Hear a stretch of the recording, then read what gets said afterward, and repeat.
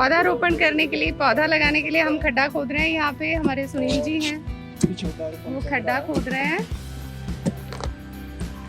फावड़े की सहायता से खड्डा खोदा जा रहा है। अभी यहाँ पे हम एक पेड़ लगाएंगे। गांव के बहुत सारे बच्चे हैं हमारे पास यहाँ पे, इनको हम दिखा रहे हैं कि कैसे पेड़ लगाया जाता है। ले आओ भाई, पौधा लेके आए। ले आओ बच्चों, पौधा ले आओ एक।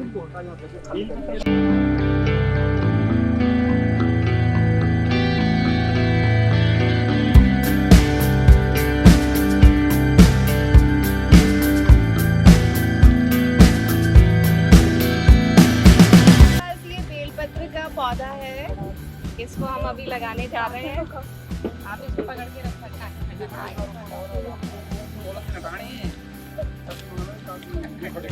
पड़ जाएगी, छोड़ो लड़का वाला।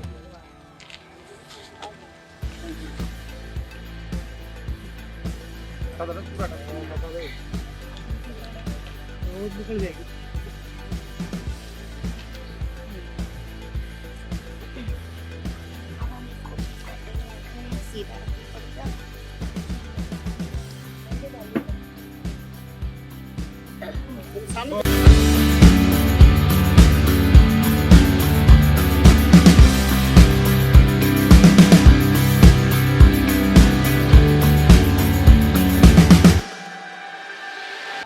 हमने अपने पौधे को खड्डे में रख दिया है। अभी हम इसमें थोड़ा खाद डालेंगे। तो ये इधर से ले आओ, थोड़ा सा इसमें डाल दो, आधा डाल दो। अभी हम खाद डाल रहे हैं, थोड़ा इस तरह से। हाँ, सही है।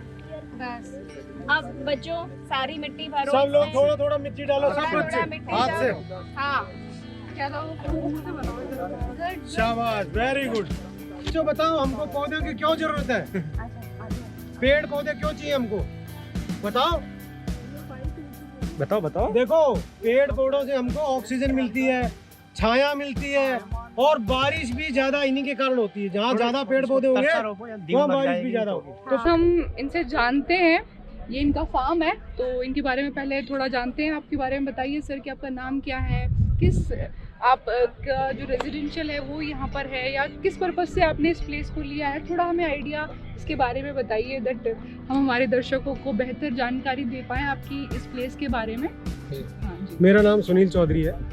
मैं बेसिकली हरियाणा का हूँ, लेकिन लास्ट 20 साल से जयपुर में रह रहा हूँ, और मैं किसान फैमिली से आता हूँ, इसलिए शुरू से ही मेरा एग्रीकल्चर के लिए या पेड़ पौधों के लिए या नेचर के लिए प्यार है। तो मैंने 12 साल कॉर्पोरेट में नौकरी करने के बाद अपनी जॉब छोड़ दी, क्योंकि मेरा नेचर का लव मुझे वापस खींच के ले आया। तो ये जो ज़मीन आप देख रहे हैं चारों तरफ, ये पहले टीले थे पूरे, जो सामने दिख रहा है ऐसी ज़मीन थी। और कोई भी जिनसे भी जब ये मैं ज़मीन खरीदना चाहता था, तो सभी लोगों का ये मानना था कि नहीं, यहाँ पेड़ पौधे नहीं लग सकते, क्योंकि ये तो रेत है, रेत में कुछ होता नहीं है।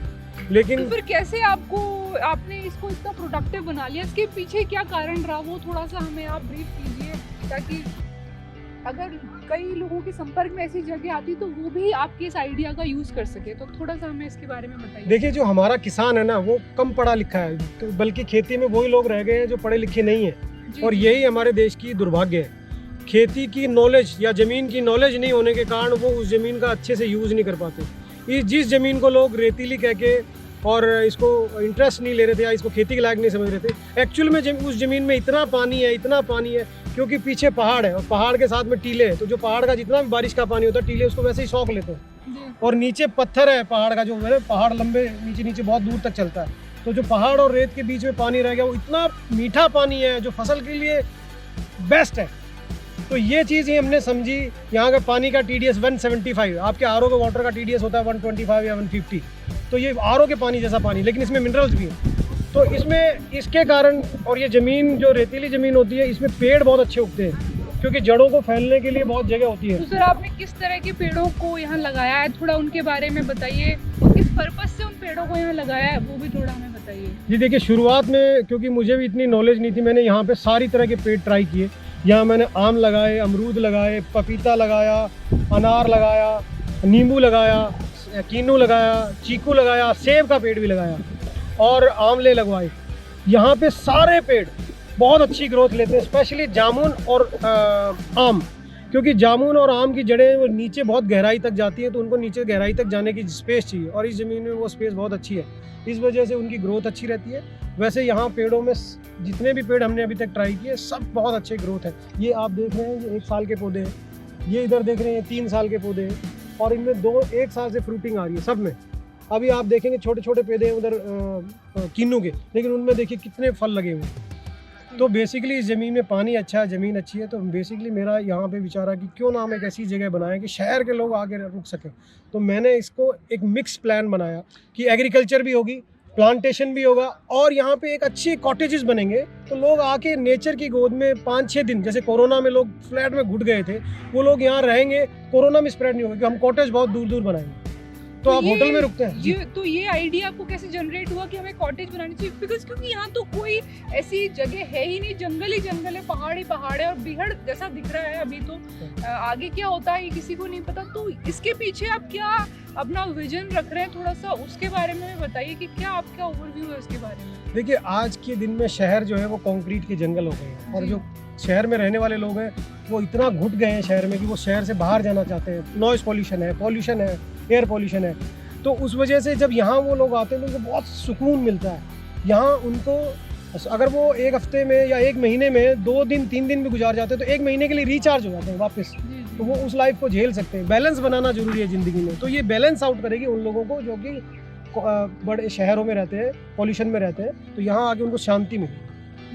वो जो हमारे शरीर के लिए आज बहुत ज़्यादा, जितनी एक्सरसाइज जरूरी है, और शुद्ध हवा, शुद्ध पानी, शुद्ध खाना, हम यहाँ पे पूरा ऑर्गेनिक खेती कर रहे हैं। आप यहाँ आइए, यहीं से किसी भी सीज़न में आप यहाँ आएंगे, उस सीज़न का कोई ना कोई फ्रूट यहाँ लगा होगा। हमने इतने वैरायटी रखी है, इस तरह से डिज़ाइन किया है इसको कि किसी भी सीज़न में जब आप आएंगे तो एक वैरायटी फ्रूट, लोकल फ्रूट आप खा सकते हैं, और एक ऐसा वेजिटेबल्स जो वेजी फ्रूट्स कहते हैं, जैसे तरबूजा, खरबूजा, खीरा, इस तरह की चीज़ें आप यहाँ खा सकते हैं। तो सर इससे तो एम्प्लॉयमेंट भी बहुत जनरेट होगा, यहाँ पे आप लोगों को काम भी दे सकेंगे, यहाँ के लोगों को। तो मतलब आप एक बहुत अच्छा काम कर रहे हैं, और आप अपनी तरफ से कुछ आपकी इन्फॉर्मेशन है जो हमें लोगों को शेयर करनी चाहिए आपके प्रोजेक्ट में इस तरीके का, या आगे आप ऐसा कुछ करेंगे, तो उसके बारे में अगर आप कुछ बताना चाहते हैं जी तो देखिए, हमारे देश में एक बहुत बड़ी प्रॉब्लम है जी।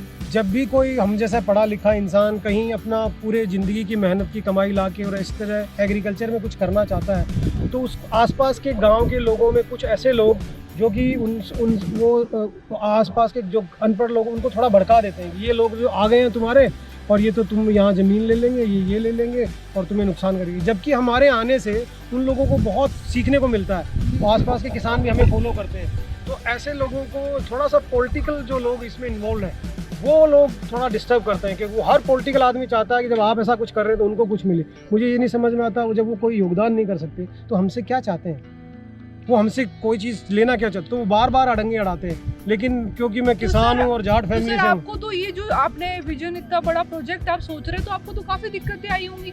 कैसे आपने उन चीज़ों का सामना किया, कैसे आप उसको ओवरकम करके आगे बढ़े, उसके बारे में भी थोड़ा बताइए, क्योंकि हर इंसान कहीं ना कहीं संघर्ष कर रहा है अपने जीवन में। जी। तो क्या पता आपके कुछ विचारों से किसी को मदद मिले, तो थोड़ा उसके बारे में बताइए हमें। जी देखिए, मैं इतना कहता हूँ कि आपको बहुत मुश्किलें आएंगी, स्पेशली पॉलिटिकल लोग से, जो सरपंच, प्रधान या एमएलए, इस टाइप के जो लोग हैं आसपास, वो उनके आप टारगेट होते हो जब उनके एरियाज़ में जाते हो। वो चाहते हैं कि ये कुछ कर रहे हैं, इतनी ज़मीन ले रहे हैं, ये कर रहे हैं, हमको कुछ दे जाएं। आपसे वो पैसा चाहते हैं, आपको परेशान करते हैं, लोगों को आपके खिलाफ भड़काते हैं। लेकिन जब आप अपने काम में लगातार लगी रहिए, उनसे घबराने की ज़रूरत नहीं। तो धीरे धीरे लोग जो है ना वो समझ जाते हैं। जब आपको 1-2 साल 3 साल हो जाते हैं तो लोग समझते हैं कि यार ये आदमी आने से तो हमारा फ़ायदा था, अभी तक हमको ये चीज़ें पता ही नहीं है, और हमारा क्या ले रहा है, हमको तो नौकरी दे रहा है, हमको पौधे ये सिखा रहा है। 5 तरह की हम इवेंट रखते हैं, पौधों से रिलेटेड, स्पोर्ट्स से रिलेटेड। हम खेल का मैदान देखिए, उधर हमने खेल के मैदान को हेल्प में मदद करी है, किट देते हैं बच्चों को, तो हम वो करते हैं। तो धीरे धीरे लोग समझ जाते हैं, और धीरे धीरे तो इतना लोग समझ जाते हैं कि उन लोगों की जो इस तरह के करते हैं वो लोग ही उनका विरोध करने लग जाते हैं। लेकिन उसमें टाइम लगता है, और शुरू में जो लोग इससे डर जाते हैं वो बेचारे वहाँ से बैकआउट कर जाते हैं, और लोगों को नुकसान हो जाता है। जो लोकल लोगों को हेल्प मिलनी चाहिए या हमसे सीख मिलनी चाहिए, वो नहीं मिल पाती। ये जयपुर आपने बताया आप जयपुर रहते हैं, तो सर जयपुर से यहाँ का डिस्टेंस और किस तरीके से वे रूट क्या लेते हैं? अगर जैसे मान लिया आगे आने वाला आपका जो प्रोजेक्ट तैयार होगा, तो जो लोग इस वीडियो को देखेंगे तो वो किस तरीके से इस जगह को अप्रोच करें, थोड़ा उसके बारे में बताइए। इजीली देखिए, हर इंसान व्यक्ति तो पढ़ा लिखा नहीं है, GPS नहीं चला सकता। थोड़ा किसी को पता चला कोई इस तरह की जगह है तो अपनी फैमिली को लाना चाहता है या वो खुद आना चाहता है, तो क्या रास्ता है, क्या मतलब यहाँ इस प्लेस के बारे में थोड़ा सा हमें बताइए। देखिए, ये हम बोली में है। बोली सवाई माधोपुर की तहसील है। सवाई माधोपुर रणथंभौर जो नेशनल पार्क है, उसके कारण पूरे वर्ल्ड वाइड जाना जाता है। तो सवाई माधोपुर अपने आप में बहुत नोन जगह है। बोली उससे 40 किलोमीटर टुवर्ड्स जयपुर, मतलब जयपुर की तरफ पड़ती है, यानी कि जयपुर यहाँ से अब 100 किलोमीटर ही है। तो इसके आने के आज जो रास्ता मैं चुनता हूँ वो जयपुर से निवाई आता हूँ, निवाई से बोली 30 किलोमीटर है। हाईवे से आने के बाद 30 किलोमीटर अंदर है, वहाँ पे डबल लेन रोड है। और अब तो सामने से ये 8 लेन एक्सप्रेस वे चला गया जो सीधा आपको दिल्ली लेके जाएगा। तो यहाँ से 4 किलोमीटर जाके आप इस पे चढ़िए और सीधा दिल्ली 250 किलोमीटर बस। जयपुर से 254 है, लेकिन यहाँ से 250 ही है। तो विच मीन्स ईजी कन्वेंस है, और यहाँ पे मेडिकल फैसिलिटीज़ भी इजीली अवेलेबल हो जाएंगी। अगर लोग काफ़ी लंबे समय के लिए आते हैं तो it will mandatory some of the emergency services are there ना जी। इमरजेंसी सर्विसेज हम खुद यहीं रखेंगे। बाकी यहाँ से 4 किलोमीटर पे तहसील में सारी तरह की फैसिलिटीज़ है। प्राइवेट हॉस्पिटल भी है, सरकारी हॉस्पिटल भी है, तो ऐसा कोई इशू नहीं। और 90 किलोमीटर पे जयपुर है अगर कोई ज़्यादा बड़ी इमरजेंसी है। तो ये सर की फैमिली है। मैंने सर देखा अभी अब पौधारोपण हो रहा था तो आपके बच्चे बड़े आराम से मिट्टी से खेल रहे थे, मिट्टी डाल रहे थे, उन्हें कोई फर्क ही नहीं पड़ा। जनरली सिविलियंस जो बच्चे होते हैं उनमें इस तरह की बात नहीं होती है। कहाँ से इनमें ये गुण आया, थोड़ा मुझे इसके बारे में बताइए आप, ऐसा ताकि है और कि बच्चे भी सीख सकें। हमारा जो यूथ है, हम जो मिट्टी से कतराते हैं, डस्ट, आजकल जो क्रीम और ये सब चीज़ें आने लगी हैं, ये सोच कहाँ से, ये वेस्टर्न कल्चर हमारे यहाँ कहाँ से आया, जब आपके हम एक तत्व हमारा शरीर का मिट्टी है। तो ये थोड़ा बताइए सर आप मुझे। देखिए, जैसा आपने कहा कि हमारा एक तत्व मिट्टी है, हम सब लोग मिट्टी से बने हैं। जी। और आप कभी भी देखेंगे जब आप शहर में रह रहे हो और कभी भी आप किसी ग्रीन एरिया में या किसी खेत में जहाँ बड़ी फसल हो वहाँ जाएंगे तो एक आपको अलग सी खुशी मिलती है। आपका मन करता है जोर से दौड़े। जब हम बड़ों में ये है तो हमारे बच्चों को तो हमने ये कभी एहसास कराया ही नहीं, वो फील ही नहीं दिया। मेरे बच्चे जब मैंने ये फार्म लिया था, या मैं वैसे भी फार्मर फैमिली से तो कभी गांव गया हूँ, मैंने देखा जितना ये वहाँ खेत में जाके, ये मेरी बेटी है, ये तो बात ही नहीं मानती किसी की, दौड़ती चली जाती है। इसको ये डर नहीं कुछ सांप काट लेगा या कुछ ऐसी चीज़ भी हो जाएगी, कोई डर नहीं, इसको इतना मज़ा आता है। और हमारे बच्चे क्या आजकल हमारी गलती है, हम उनको मोबाइल गैजेट्स ये दे दिए तो हम बच्चों की गलती बताते हैं। बच्चों को कभी आप ये एक्सपीरियंस दो, फिर आप बच्चों को जब 2 चीज़ें दोगे तो वो चूज़ करेंगे ना हमें क्या चाहिए। तो आप देखिए, बच्चों को यही चाहिए। बच्चे मिट्टी में खेल के, नेचर के साथ खेल के, पेड़ में चढ़ के, फल तोड़ के, इनको जितना मज़ा आता है कभी भी मोबाइल गेम्स में नहीं आ सकता। आप इनको एक्सपीरियंस दीजिए, फिर आपको पता लगेगा। मैंने इनको एक्सपीरियंस दिया और मुझे पता लगता। ये मेरी बेटी है, ये बोलती, बेटी कहाँ चलना है, कहाँ जाना है अपने को? वाओ। इसको मैं कभी बोलूँगा कहाँ जाना है, फार्म हाउस जाना है। Very nice. जबकि बच्चे जनरली पसंद नहीं करते, या तो उन्हें मॉल में जाना होता है, या उन्हें जो फास्ट फूड खाने जाना होता है, या इस तरह की अम्यूजमेंट पार्क में जाना होता है। रेयर टू लिसन कि फार्म हाउस में जाना है या इस तरह की नेचुरल प्लेसेस पे जाना है। It's very good to listen कि आपके बच्चे ये बात अपने। देखिए, आपने फास्ट फूड की बात, फास्ट फूड इनको भी अच्छा लगता है, लेकिन हम एक बार एक रिजॉर्ट में गए थे पुष्कर में, वहाँ पे उन्होंने भिंडी उगा रखी थी ऑर्गेनिक। मेरी बेटी ने सुबह उठते ही नाश्ते में 10 या 12 भिंडी तोड़ के खा ली, इसने ब्रेकफास्ट ही वो किया, जबकि उनकी तरफ से पूरा प्रॉपर ब्रेकफास्ट लगा था। क्योंकि जो आप जब ऑर्गेनिक चीज़ें खाते हैं ना, जो हम आज शहर में खा रहे हैं, वो सब पेस्टिसाइड से बनाया हुआ चीज़ है, उसमें वो टेस्ट नहीं रह गया। आप हमारी ऑर्गेनिक कोई चीज़ यहाँ खा के देखिए, आपका मन करेगा कच्ची खा जाओ। हम छोटे थे बचपन में तो पता, भिंडी स्पेशली आती थी, मम्मी वो काटती रहती थी हमका, और मटर आते थे तो हम तो आधे मटर तो छील के खाते थे। तो वो तो हम में है ऑलरेडी, पर हमने बच्चों को वो देते ही नहीं। जब इनको अच्छी चीज़ ज़्यादा मिलेगी नहीं तो कैसे उनका लगाव होगा।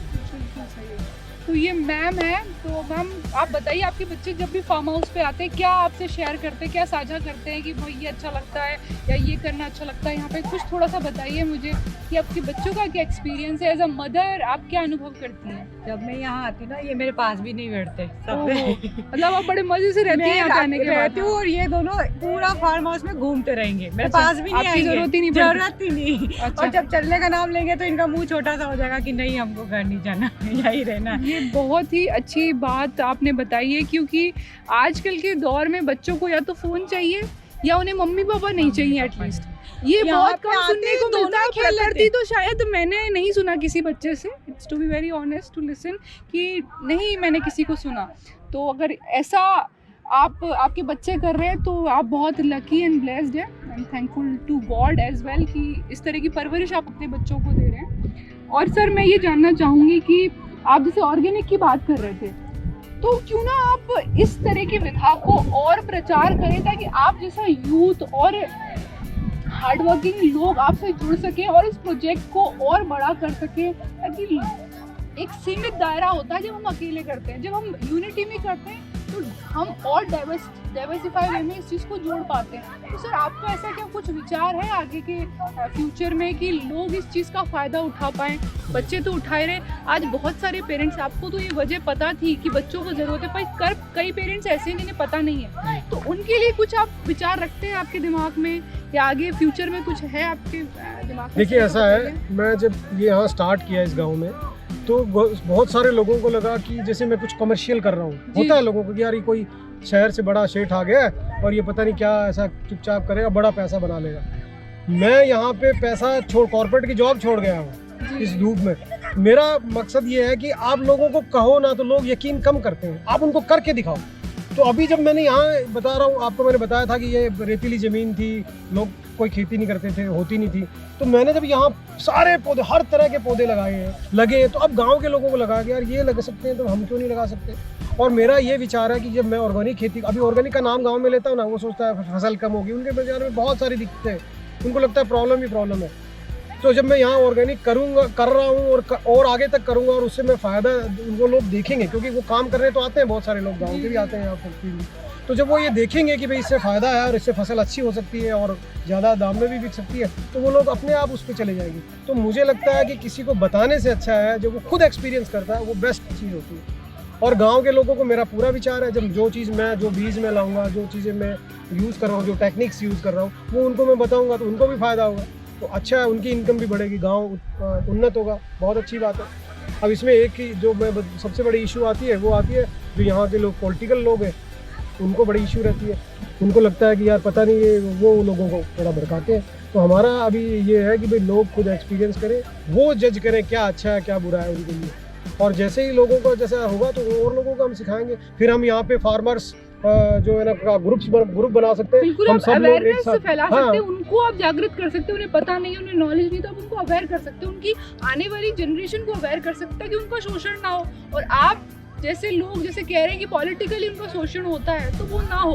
तो ये एक बहुत अच्छी मुहिम आप चला रहे हैं सर, बहुत अच्छा लगा आपसे बातचीत करके। थोड़ा सा आपके बच्चे से भी हम बातचीत करना चाहेंगे। What's your good name?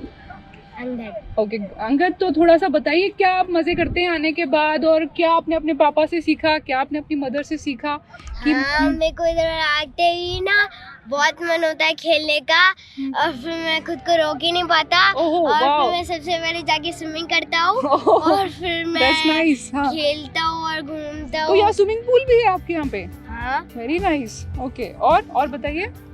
और मेरे को अपने मम्मी पापा बहुत पसंद है। अच्छा, पापा में क्या पसंद है? पापा अगर नहीं होते तो मैं भी इधर नहीं होता। Oh very nice. तो पापा पे बहुत सारा प्राउड है आपको? हाँ। ओके, और मदर से आपने क्या सीखा कि मेरी मम्मा इसीलिए मुझे बहुत अच्छी लगती हैं?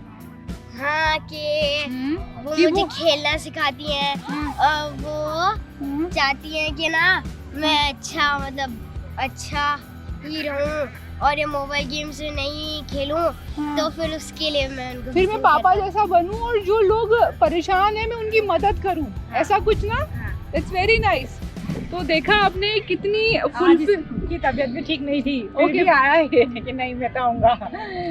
तो देखा आपने कितनी फुलफिल्ड फैमिली है। मुझे लगता है हर पेरेंट को इस तरह की विचारधारा रखनी चाहिए, ताकि जो आने वाली जनरेशन है इस अंगद जैसे बच्चे को वो जन्म दे सकें और इस तरह की विचारों से उनको अवगत करा सके। आपने देखा सर ने हमें होलिस्टिक अप्रोच बताई है जीवन जीने की। वो एक पर्पस के लिए तो काम कर ही रहे हैं, बट उन्होंने नेचर से ह्यूमैनिटी को किस तरीके से कनेक्ट किया, एग्रीकल्चर से किस तरीके से कनेक्ट किया, अपनी फैमिली से किस तरीके से कनेक्ट किया, तो ये सारी चीज़ें सर ने अपने विचारों से व्यक्त की है। तो सर का बहुत सारा आभार कि उन्होंने हमें इतनी अच्छी इन्फॉर्मेशन दी, अपना अनुभव साझा किया अपने जीवन का। इससे आप लोगों को जो सीख मिलती है प्लीज़ अपने कमेंट्स में बताइए।